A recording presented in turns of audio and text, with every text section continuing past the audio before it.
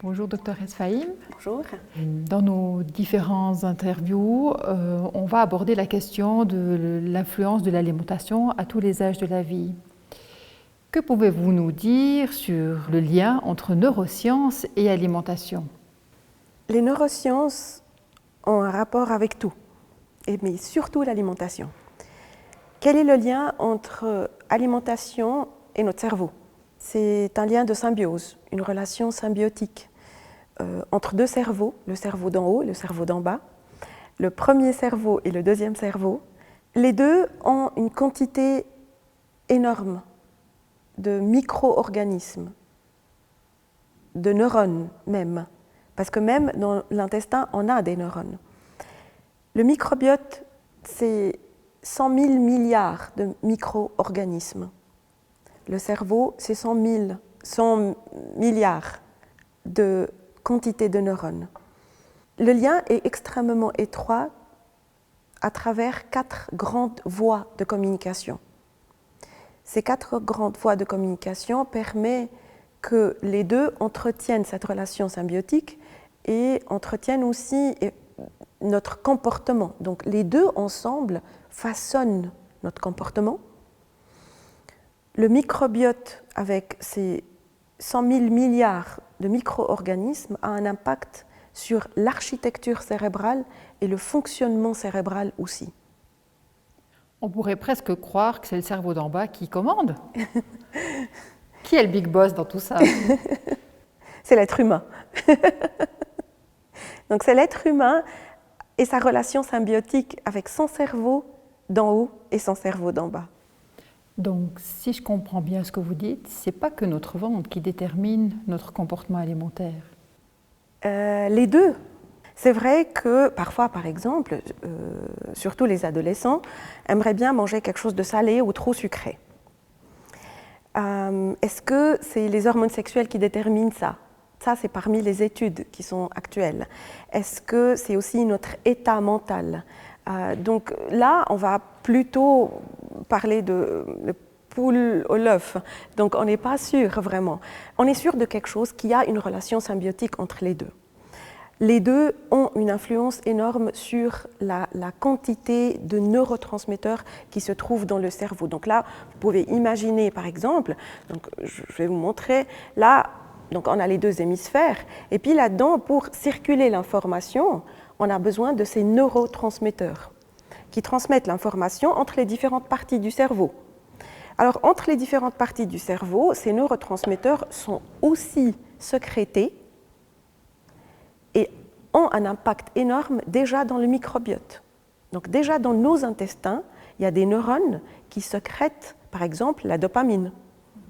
Cette dopamine, qui est comme neurotransmetteur, va passer à travers le nerf vague, va passer aussi à travers le sang, jusqu'au cerveau, passer naturellement la barrière hémato-encéphalique, puisque le cerveau reconnaît que c'est vraiment, ça vient du corps, donc c'est le sang, donc alors là, ça laisse passer ces neurotransmetteurs qui auront un impact sur une partie du système limbique qui se trouve ici. Donc le système limbique, c'est vraiment là, au centre du cerveau, c'est cette partie ici. Alors, quand cette partie reçoit beaucoup trop de neurotransmetteurs ou pas assez de neurotransmetteurs, il y aura un impact chez les personnes anxio-dépressives.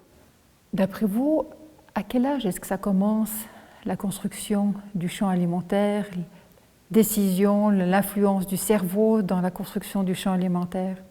Le microbiote du tout petit lui appartient pas. Donc à la naissance, préférablement c'est une naissance à voix basse, donc c'est vraiment le microbiote de maman.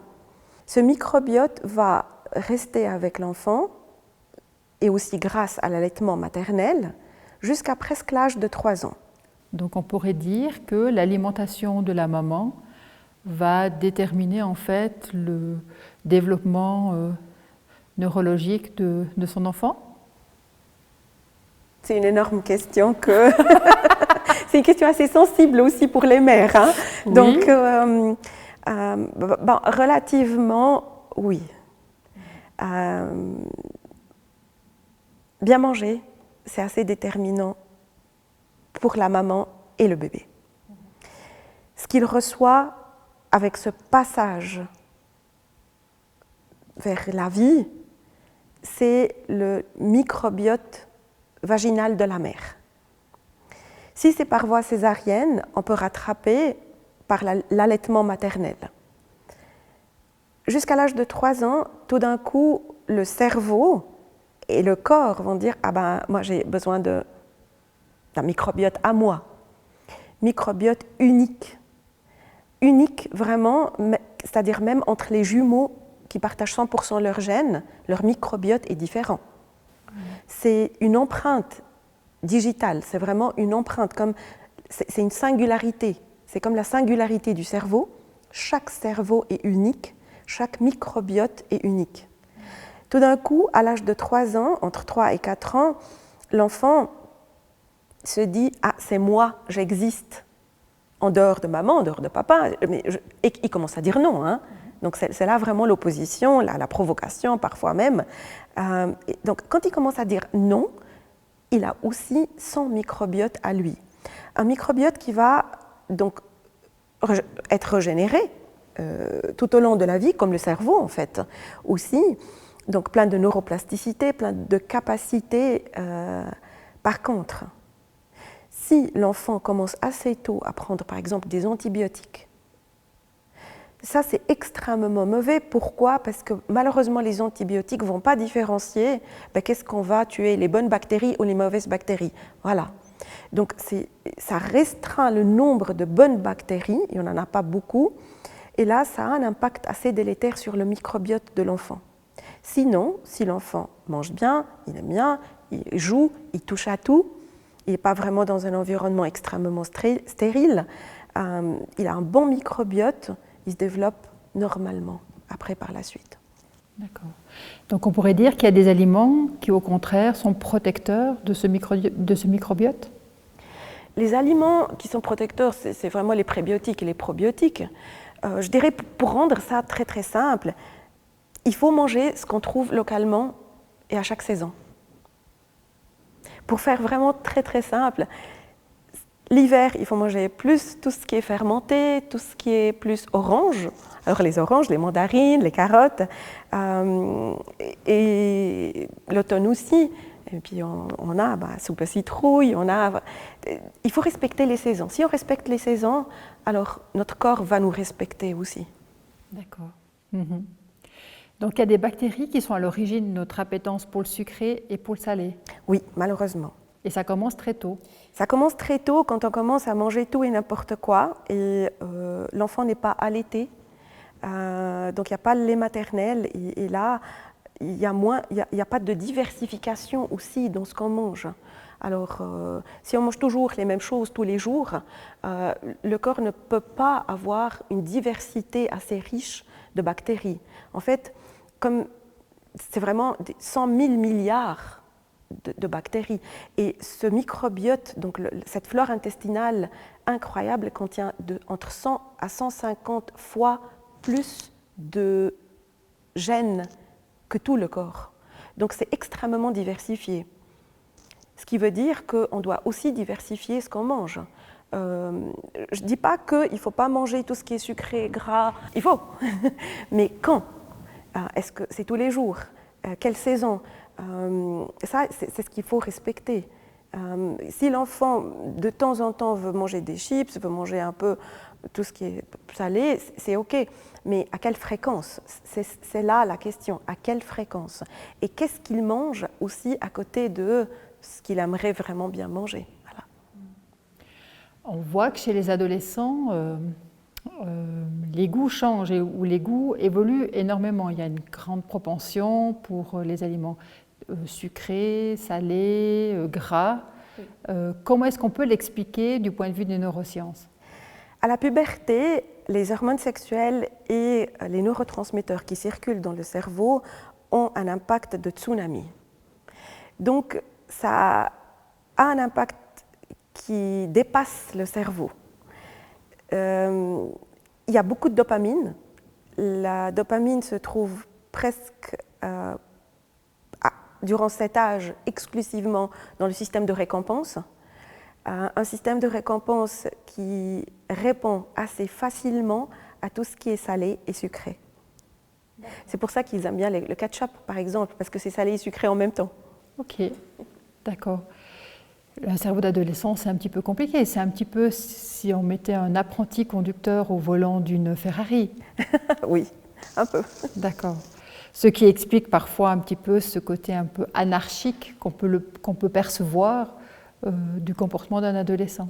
Exactement, et je crois qu'ils en ont besoin, parce que l'apprentissage par erreur, c'est le meilleur apprentissage. D'accord. Mhm. On a vu l'importance d'une alimentation équilibrée, diversifiée chez le petit enfant. Mais quel rôle joue vraiment l'alimentation dans la construction neurologique d'un cerveau d'adolescent? Le cerveau d'adolescent, à cet âge, grandit énormément et passe par ce qu'on appelle le deuxième élagage synaptique.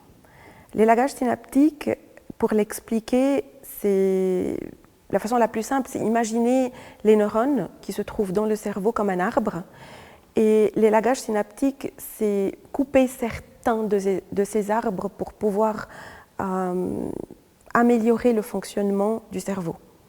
Donc dégager un peu la forêt. À ce moment-là, ce qui se trouve le plus activé dans ce cerveau, si on regarde par exemple ici, ce qui se trouve le plus activé, c'est la partie du système limbique, la partie des émotions, et en profondeur, la partie, donc, les ganglions de la base ou les noyaux gris centraux qui sont vraiment le système de récompense. Les deux sont relativement sous le contrôle d'une quantité énorme de sérotonine et de dopamine.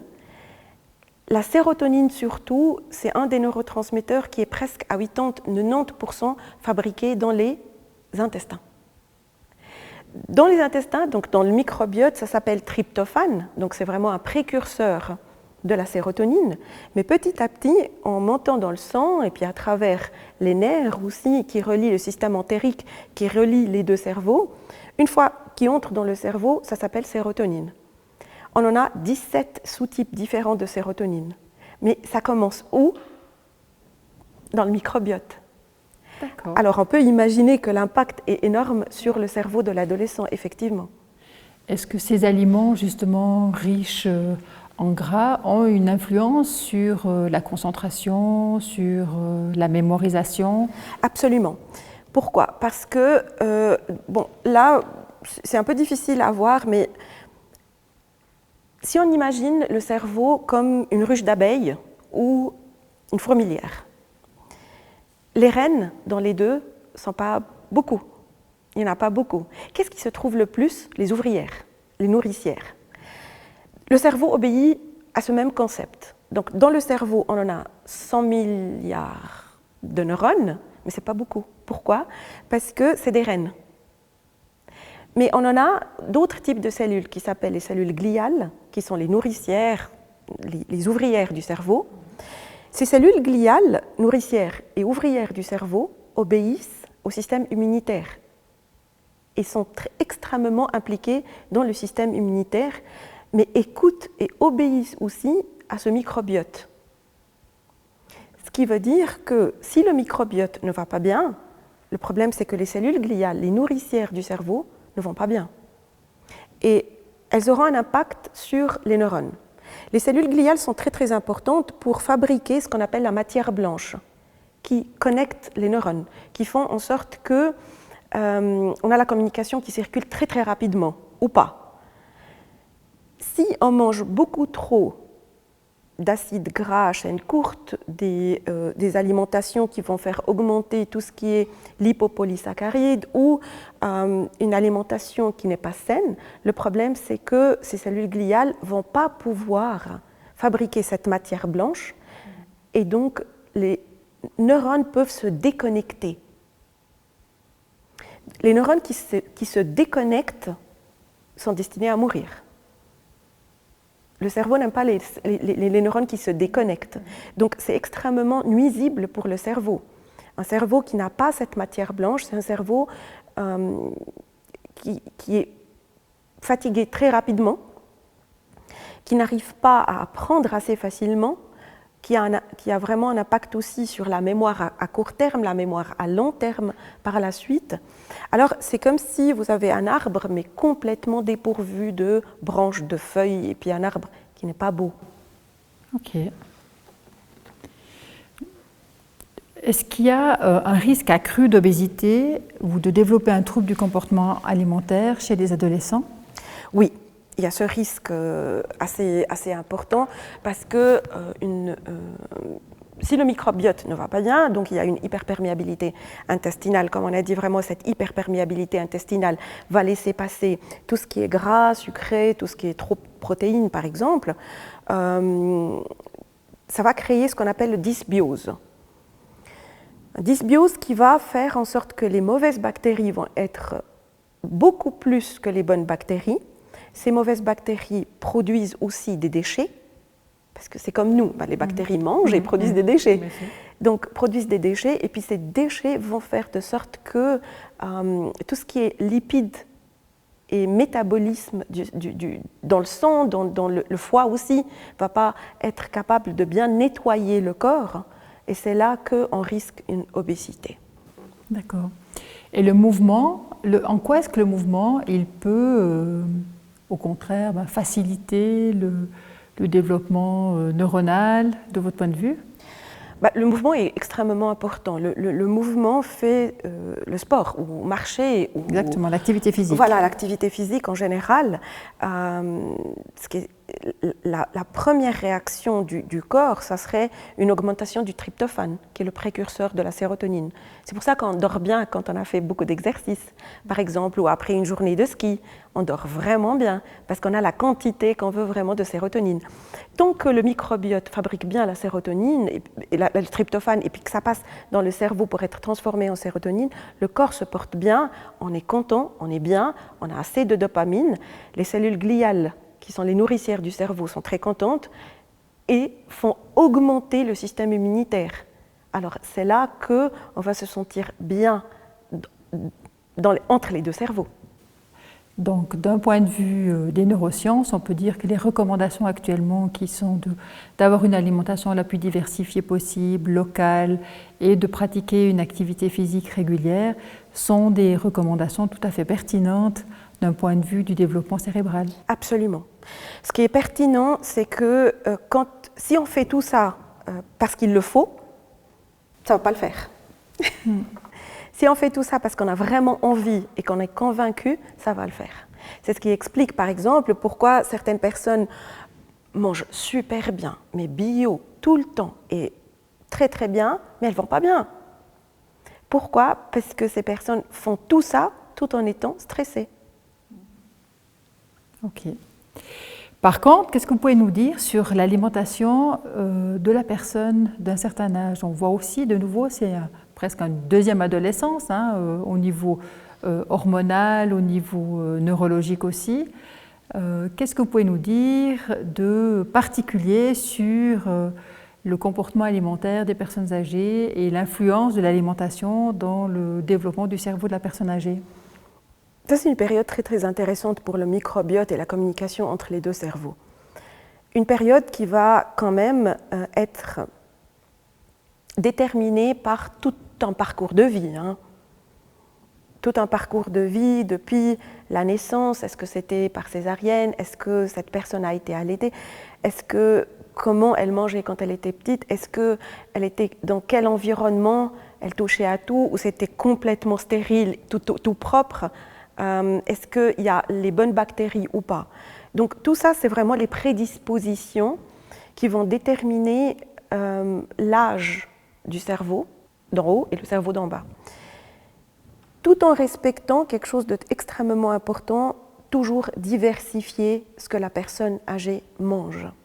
Et que la personne âgée touche, comme l'enfant, touche à tout. Touche vraiment, donc va au marché par exemple, et puis touche les carottes, touche les concombres, touche les choux, touche les laitues. Donc vraiment, mais toucher et cuisiner. Ça, c'est beaucoup mieux, selon les études par exemple, que les personnes qui vivent dans des homes où presque tout est extrêmement stérilisé, nettoyé. La personne ne cuisine pas, la personne aussi a moins de diversité et dans l'alimentation. Il y a un menu à respecter, voilà. Donc c'est connu que les gens qui sont chez eux et qui cuisinent une alimentation assez diversifiée et qui respectent les saisons certainement, ou aller dans la forêt ramasser des champignons ou avoir un petit jardin. Par exemple, toucher la terre. Donc là, ces personnes auront les bonnes bactéries qui peuvent les aider à maintenir une bonne santé mentale et physique. On a entendu parler d'impact entre la survenue de certaines maladies psychiques comme Alzheimer, la maladie d'Alzheimer, et un lien direct avec l'alimentation, ou en tout cas la porosité du microbiote. Absolument, absolument. Il y a un lien entre le microbiote, cette quantité énorme de 100 000 milliards donc de bactéries, de micro-organismes qui se trouvent dans nos intestins, et les maladies neuropsychiatriques et les maladies neurologiques. Pour les maladies neuropsychiatriques, ça peut toucher donc l'enfant, comme les troubles du spectre de l'autisme, où on trouve chez eux des mauvaises bactéries comme Clostridium ou autres mauvaises bactéries aussi, avec un fort penchant pour tout ce qui est sucré ou gras. Pour l'adolescent, certains troubles de l'apprentissage ou un comportement un peu impulsif, à risque, en passant par les troubles effectivement à l'âge adulte, dépression, anxiété, allant jusqu'à la schizophrénie aussi, et à l'âge avancé, et c'est là, comme vous dites, l'Alzheimer. Pour l'Alzheimer, je vais retourner à l'idée de l'arbre dans la forêt. Donc la forêt, c'est le cerveau, et puis l'arbre, c'est les neurones. Imaginez, donc je vais vous amener maintenant dans la forêt, et vous marchez dans la forêt, il y a des arbres, c'est super beau, et puis tout d'un coup, il y a une quarantaine ou cinquantaine d'arbres où il y a plein de nids de gui. Les nids de gui, c'est exactement ce qui se trouve dans le cerveau d'une personne qui a la maladie d'Alzheimer. Donc autour des neurones, on trouve ce qu'on appelle les plaques amyloïdes. Ces plaques amyloïdes ressemblent un peu à ces nids de gui. Donc petit à petit, ça suffoque le neurone. Ça absorbe l'énergie et ça suffoque le neurone, et le neurone donc est destiné à mourir. Ces plaques amyloïdes ou ces nids de gui dans le cerveau, on a vu clairement, d'après les études, que ça vient vraiment d'une corrélation assez intéressante entre ces nids de gui ou des plaques amyloïdes et ce qui se trouve comme bactéries dans le microbiote, surtout les lipopolysaccharides. Donc, c'est toujours les mêmes aliments protecteurs et les mêmes aliments, au contraire, perturbateurs du microbiote qui peuvent jouer une influence. Absolument. Oui. Absolument. Tout en respectant aussi que si je mange un peu n'importe quoi, mais je suis bien dans ma tête, je suis contente, je fais de l'exercice, je marche tous les jours, ça peut me permettre de temps en temps de manger n'importe quoi.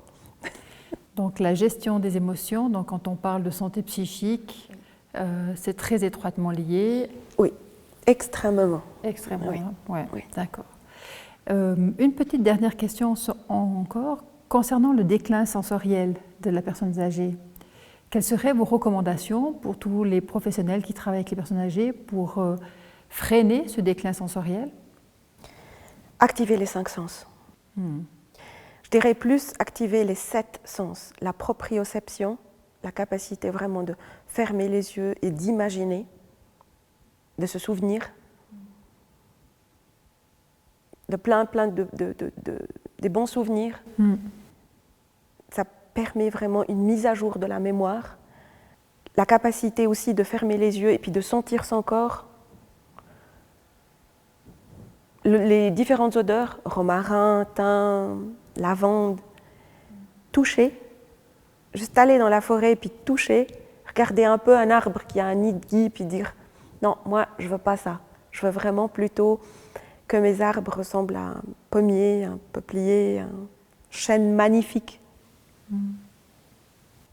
Comprendre la nature et puis s'approcher de plus en plus vraiment dans la nature, de tout ce qu'on peut toucher, sentir et vivre pleinement. Ça améliore tout ce qu'on peut dire comme déclin sensoriel. Activer les 5 sens. Alors, je trouve ça très intéressant parce que c'est un petit peu les mêmes recommandations que l'on donne chez le petit enfant pour l'ouverture au champ alimentaire, d'exercer les 5 sens, découvrir l'alimentation à travers les 5 sens, et ce tout au long de la vie en fait, jusque dans la vieillesse où là, il y a peut-être encore cette dimension un peu nouvelle où on peut faire référence un peu à la mémoire. Exact. À la mémoire des sens, à la mémoire de ce qui a eu été activé plus tôt. Exactement. C'est ce que, par exemple, un neurologue éminent que j'admire beaucoup, Antonio Damasio, a appelé les marqueurs somatiques. Donc, si vous vous rappelez Proust avec ses madeleines, voilà. Donc, juste des madeleines, mais c'est un livre. Pourquoi ? Parce que ça nous ramène tellement des souvenirs et d'émotions. Et il faut les vivre. Même si c'était vraiment des émotions négatives ou positives, peu importe. Juste revivre des émotions, revivre des souvenirs, ça permet au cerveau d'être vivant. Vous connaissez les aliments doudous ? Oui, un peu. C'est des aliments qui réconfortent, c'est des aliments qui font du bien. C'est des aliments, quand on a un gros chagrin, on les utilise un petit peu plus à l'adolescence aussi, quand on a un petit besoin régressif. Exactement. Pourquoi ? Alors, le problème, c'est que quand on est stressé et qu'on a besoin de notre doudou, parce qu'on est un tout petit peu stressé, il y a une partie assez spécifique dans le cerveau qui est vraiment qui obéit aussi au microbiote énormément, qui est un peu ici, qui s'appelle l'amygdale. Donc cette amygdale, c'est notre système d'alarme. Un système d'alarme qui nous dit « Oups, il y a un monstre. Oups, il y a un mammouth devant nous. » Le problème, c'est que tout de suite, on dit « Ah, mais j'ai besoin de sécurité, j'ai besoin de faire quelque chose. » Mais avant de dire ça, je dis « Ok, je suis devant le mammouth, je fais quoi ?» Je ne peux pas commencer à penser avec mon cortex frontal. Puis de dire « Ah, mais il est beau ce mammouth, il est brun, il est cute, il est sympa. » Non, alors là, je ne peux pas faire ça. Alors, j'aurai que 2 choix. Ou bien combattre le mammouth ou fuir. Pour combattre le mammouth, j'aurai besoin de plus de glucides, plus de sucre et plus de gras pour combattre le mammouth. Mais pour fuir le mammouth, courir, j'aurai besoin aussi de la même chose. C'est ce qui nous pousse durant ces moments un peu stressants. Bon, l'amygdale ne va pas commencer à dire « Bon, est-ce que c'est un examen ou un mammouth ? Est-ce que c'est une séparation amoureuse, divorce ou mammouth ? Est-ce que j'ai des problèmes à l'école, j'ai des problèmes avec ma famille ou mammouth ? Non, le cerveau va toujours dire « c'est un mammouth ». Et là, c'est extrêmement problématique parce que devant le mammouth, j'aurais tendance tout de suite à aller vers tout ce qui est gras et sucré pour pouvoir combattre ou fuir le mammouth. Alors, une petite dernière question pour vous maintenant. Et vous, comment mangez-vous ? Je respecte les saisons. Oui. J'aime bien manger tout ce qui est plein de couleurs. Et puis à chaque fois que je voyage, j'aime bien diversifier, manger des choses que je n'ai jamais mangées aussi. J'ose, avec beaucoup de curiosité. C'est une prise de risque, parce que parfois on peut commander un plat qui est super cher et puis on n'aime pas du tout, donc ce n'est pas très très bonne idée, mais quand même, juste vivre et manger différentes choses, ça fait du bien. Un aliment coup de cœur ? La soupe. J'adore la soupe. Ça fait grandir. Merci beaucoup. Je vous en prie.